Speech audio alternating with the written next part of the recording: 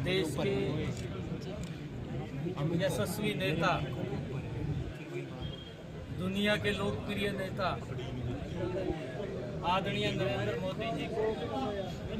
तीसरी बार एनडीए का प्रधानमंत्री पद का संसदीय दल के नेता के रूप में चुना गया है। ये देश के लिए भी परम सौभाग्य की बात है। देश के 140 करोड़ लोगों के लिए भी परम सौभाग्य की बात है कि उनके नेतृत्व में देश और गति से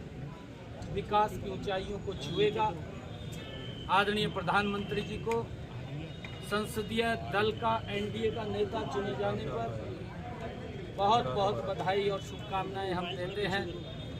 उनके नेतृत्व में जिस गति से देश बढ़ा है, उनके नेतृत्व में जिस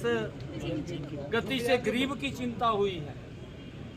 उनके नेतृत्व में जिस प्रकार से महिलाओं को सशक्त किया गया है, अब और गति से वो योजनाओं का लाभ उनके ही नेतृत्व के अंदर पहुंचेगा। मुझे बहुत आज इस बात की पूरे देश में खुशी है। आदरणीय नरेंद्र मोदी जी को तीसरी बार, और ये देश के अंदर पहली बार हुआ कि लगातार कंटिन्यूटी में तीसरी बार अगर कोई प्रधानमंत्री पद के ऊपर आसीन हुआ है तो वो नरेंद्र मोदी है। ये हमारे लिए बड़ी खुशी की बात है, जिसने ईमानदारी से देश को पिछले 10 वर्षों में आगे बढ़ाया है और जो उनका एक विजन है, जो उनकी सोच है, गरीब को कैसे सशक्त किया जाए, देश को कैसे आगे बढ़ाया जाए, दुनिया में भारत का सम्मान कैसे बढ़ाया जाए, देश की समस्याओं का समाधान करते हुए कैसे विकास की गति को तेज किया जाए, ये नरेंद्र मोदी जी के पास ही विजन है, सोच है और उस सोच का पूरे देश को लाभ मिले। लखनऊ में लोग 8500 रुपये लेने पहुंच गए हैं। और आज मैं यहाँ पर एक ऐसी योजना जो गरीब की मजबूती के लिए लगातार हमारी ये डबल इंजन की सरकार गरीबों को सशक्त और मजबूत करने के लिए उन तक लाभ पहुंचाने का काम कर रही है। आज हैप्पी योजना, हरियाणा अंत्योदय परिवार परिवहन योजना, इसका लाभ हरियाणा के 1 लाख से कम जिनकी आय है ऐसे परिवारों को वो मिलेगा और लगभग 23 लाख परिवार ऐसे हैं हरियाणा प्रदेश में जिनको इस योजना का लाभ मिलेगा। 84 लाख लोगों तक ये योजना का लाभ पहुंचेगा और वो 1 साल के अंदर 1000 किलोमीटर यात्रा फ्री में कर सकेंगे। ये योजना का लाभ ये हमारी सरकार ने गरीबों तक देने का काम किया है ताकि इस योजना का वो लाभ उठा सके। जिस प्रकार से अन्य योजनाओं का लाभ भी उठा रहे हैं, चाहे आयुष्मान कार्ड है, 5 लाख रुपए का अधिकार उसके इलाज के लिए दिया है, चिरायु कार्ड है, और चाहे प्रधानमंत्री आवास योजना के तहत मकान बना करके दिया है, चाहे गरीब व्यक्ति को उस माता बहन की रसोई के अंदर गैस का कनेक्शन और सिलेंडर पहुंचाने की व्यवस्था की है, और चाहे हमारी सरकार ने गरीब को जन धन खाता दिया है, चाहे गरीब को जो उसकी रसोई के अंदर जो प्रधानमंत्री गरीब अन्न कल्याण योजना के तहत 80 करोड़ परिवारों को लगातार राशन पहुंचाने की व्यवस्था वो हमारी सरकार कर रही है। लगातार गरीब व्यक्ति को भी सशक्त और मजबूत किया है और उसका परिणाम है कि मोदी जी ने जब गरीबों के हित में मजबूती से काम किया है, 25 करोड़ लोगों को इस गरीबी रेखा से बाहर करने का काम भी पिछले 10 वर्षों में ये मोदी की सरकार ने किया है। कांग्रेस के पास ये झूठ बोलने के सिवाय कुछ भी नहीं है। इलेक्शन के अंदर भी इस प्रकार का दुष्प्रचार और इस प्रकार की अफवाहें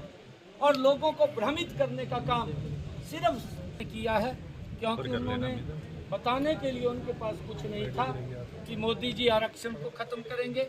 मोदी जी संविधान को बदल देंगे। इस प्रकार का दुष्प्रचार करके लोगों को भ्रमित करने का काम ये कांग्रेस और कमंडिया गठबंधन के लोगों ने किया है। दुर्भाग्यपूर्ण है कि जो इस प्रकार की अफवाहें फैला करके देश को कमजोर करने का काम, देश के लोगों के अंदर उनको तोड़ने का काम, भाईचारे को तोड़ने का काम, भाईचारे को कमजोर करने का काम अगर किसी ने किया, ये घमंडिया गठबंधन के लोगों ने किया। देश ये देख रहा है। ये आने वाले समय के अंदर इन घमंडिया गठबंधन के लोगों को सबक सिखाने का काम भी ये देश के नीट की परीक्षा को लेकर सर, नीट की परीक्षा को लेकर ये भी दुर्भाग्यपूर्ण है कि कांग्रेस ने किस प्रकार से झूठ बोल करके लोगों को प्रलोभन दे करके उनको कहा कि आपको इतना पैसा दिया जाएगा। नरेंद्र मोदी जी के नेतृत्व में आए, एनडीए के नेतृत्व में आए, तो वो सब लोग उनके घरों के ऊपर पैसा लेने के लिए पहुंच गए हैं। किस प्रकार से झूठ बोल करके इन्होंने वोट को कलेक्ट करने का काम किया। इनके पास बताने के लिए कुछ नहीं था, इनके पास कोई विजन भी नहीं था, इनकी कोई नीति भी नहीं थी, परंतु मोदी जी ने आकर के आज उन गरीबों की जो चिंता हो रही है, मैंने कहा है कि पिछले जो 10 वर्षों के अंदर और आगे भी आदरणीय प्रधानमंत्री जी का जो संकल्प है कि 3 करोड़ और परिवारों को मकान बना करके देने का जिम्मा हमारी सरकार का है। लगातार ये सरकार गरीबों की मजबूती के लिए काम करती रहेगी, परंतु ये दुर्भाग्यपूर्ण है कि घमंडिया गठबंधन या कांग्रेस के लोग झूठ का सहारा लेकर के गरीब लोगों को जीवन के साथ, उनके भावनाओं के साथ खेलने का काम जो खिलवाड़ किया है वो दुर्भाग्यपूर्ण है। उनको इसका खामियाजा सीएम साहब, नीट की परीक्षा को लेकर सवाल उठ रहे हैं। नीट की परीक्षा को लेकर सवाल उठ रहे हैं। नीट की परीक्षा हुई है उसको लेकर सवाल उठ रहे हैं। लाखों युवाओं का भविष्य इस पे अटका हुआ है। देखिए, अगर कोई इस प्रकार का सरकार ट्रांसपेरेंसी काम करती है, कोई भी अगर इस ऐसे